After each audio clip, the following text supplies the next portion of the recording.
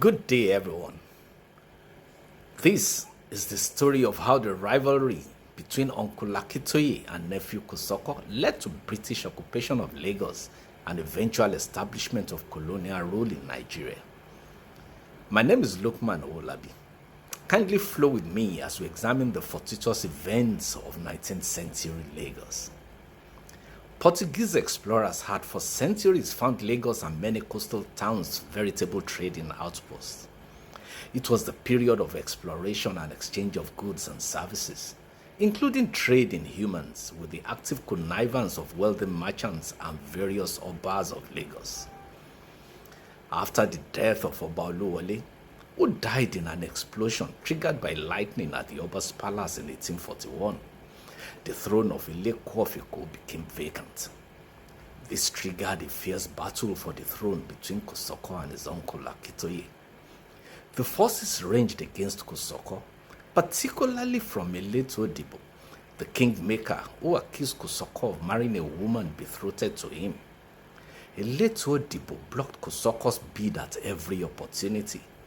Even at this time, he ended up supporting Akitoye, who was eventually crowned in 1841 as 11th Ile-Ife.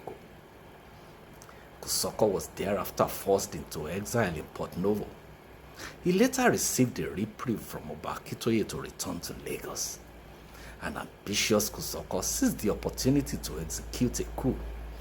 Aided by many of the chiefs and powerful slave trade merchants who were less impressed by the various attempts made by Oba Akitoye to abolish the lucrative trade in slaves.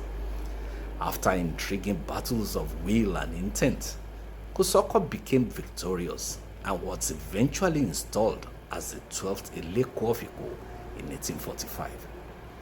This event led to Akitoye being exiled to Badagry. Oba Kosoko became one of the biggest slave traders in West Africa. Incidentally, this coincided with a period of aggressive push for abolition of transatlantic slave trade by the British. Akitoye, who was in exile, rallied support with the help of missionaries and British consul John Beecroft, whom he had met in Badagry. Akitoye aligned himself with the British anti-slavery cause to secure their support. He promised to put an end to slave trade if they could restore him to the throne he lost to his nephew. The British consul agreed to help reinstate Akitoye in return for a treaty banning all slave trading activities in Lagos. In November 1851, British officials presented Kosoko with a demand to end slave trade. Oba Kosoko expectedly rebuffed the demand, and this inexorably set the stage for British invasion and bombardment of Lagos in a war described as Ogun Awuyaya and Agidingbi by Yoruba locals, which led to the eventual overthrow of Oba Kosoko after 2 attempts 1 month apart. Oba Kosoko was thereafter forced to flee to Ekpe along with some of his chiefs.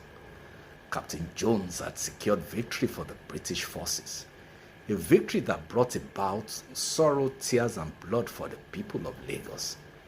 It however ushered in the second coming of Akitoye as Ile-Ife, who in line with his promise signed a treaty with the British, banning slave trading activities in Lagos. Oba Akitoye died a year later, and his son Dosunmu was crowned Ile-Ife in 1853. By August 1861, the British annexed Lagos, and 7 months later, in March 1862, Lagos was declared a colony of the British Crown after Oba Dosunmu was forced to sign the Lagos Treaty of Cession.